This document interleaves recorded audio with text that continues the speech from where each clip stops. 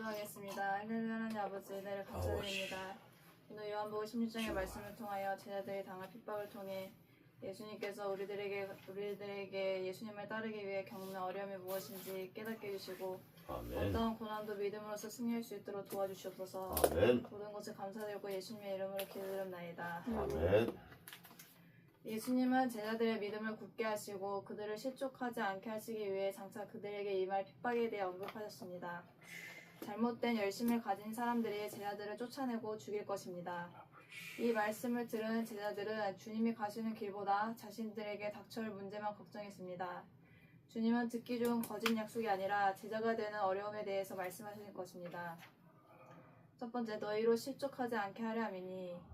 예수님은 앞장에서 세상이 제자들을 미워할 것이라 말씀하셨고 그런 말씀을 하신 이유는 제자들의 믿음을 굳게 하시고 그들을 실족하지 않게 하시기 위해서였습니다.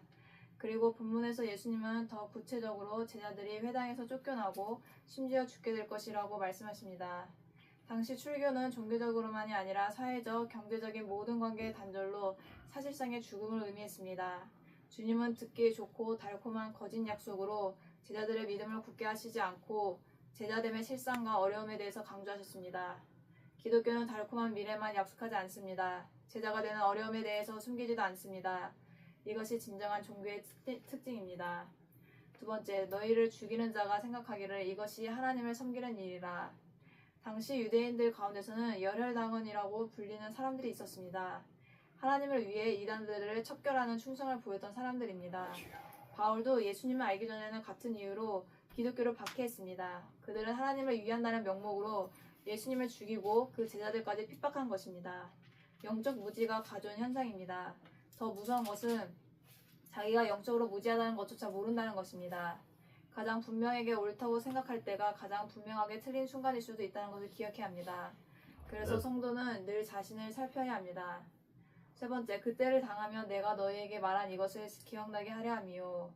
예수님은 제자들에게 닥칠 고난을 근본적으로 해결하겠다고 하신 것이 아니었습니다. 대신 준비만 시켜주십니다. 성령님도 우리를 인도하시고 도우시며 보호하십니다. 그러나 그분이 아예 모든 어려움을 없애주는 것은 아니라는 것입니다. 능력이 없어서가 아니라 사실 어떤 어려움은 면하기도 해주십니다. 그러나 성경은 성도에게 고통이나 어려움 자체가 없다고 말하지 않습니다. 성도로 살아도 어려움은 존재하기 때문입니다. 그것은 고난이 유익이며 온전한 신앙을 만들어내기 때문입니다. 네 번째, 너희 마음에 근심이 가득하였도다. 예수님의 말씀을 들은 제자들은 주님이 가시는 길보다는 주님이 안 계실 때 제자들에게 닥쳐올 어려움만 걱정했습니다. 어디로 가시나이까? 라는 베드로와 도마의 질문도 주님이 가시는 길에 대한 이해가 없는 막연한 질문이었을 뿐입니다. 너무 자신의 문제에만 빠져 있으면 주님의 길이 보이지 않습니다. 오히려 현재의 나를 벗어나 눈을 멀리 들면 주님의 길이 보이고 진정한 해결책이 보이기 시작할 것입니다.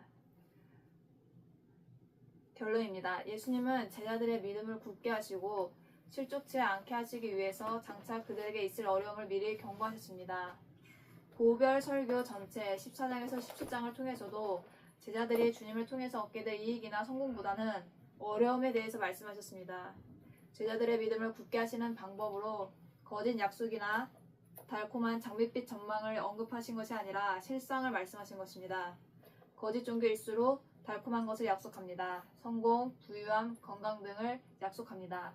물론 진정한 신앙 안에도 이런 것들은 다 있습니다. 그러나 그런 것들만 지나치게 강조하는 것은 거짓 종교입니다. 오히려 주님은 많은 부분을 할애하셔서 제자 되는 것에 어려움을 말씀하셨습니다. 그러므로 믿을 때 받게 되는 반대급부와 이익을 앞세우는 것은 거짓 종교이며 이단 사상임을 기억해야 합니다.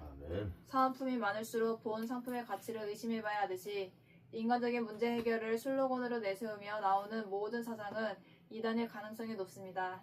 그런데 요즘 기독교 안에도 이런 경향이 있습니다. 성도들도 헌신과 인내보다는 성공과 행복에 대해 듣고 싶어 합니다. 죄를 드러내어 자신의 실상을 보게 하는 설교보다는 주로 길을 즐겁게 하고 미래에 대한 밝고 긍정적인 전망을 내놓는 이야기만 듣고 싶어 합니다. 주님을 믿을 때 내가 세상과 싸워야 하고 죄와 싸워야 하는 내용들보다는 신앙이 가져다줄 이익에만 몰두하는 경향으로 가득한 것입니다. 그러나 죄 많은 세상에서 주님의 제자로 살아가는 것이 무엇인지를 근본적으로 재고해 볼 필요가 있습니다. 아멘. 기도하겠습니다. 할렐루야. 하나님 아버지 감사합니다. 예수님의 진정한 제자로 살아가는 그게 무엇인지 가르쳐 주시고 또한 저희들의 진정 사랑의 열매를 맺기 위해서 어떻게 헌신하고 인내를 해야 될지 가르쳐 주시면 감사드립니다. 아멘. 아버지 세상에 살아가는데 좋은 것만 있는 것이 아니라 어려움이 있을 때에도 늘 언제나 하나님을 생각하고 주님을 섬길 때 따르는 고난도 끝까지 책임을 다하여 사명을 잘 감당할 수 있는 인생을 살 수 있도록 도와주옵소서. 아멘. 모든 것을 감사드리고 예수님의 이름으로 기도드립나이다. 아멘. 아멘.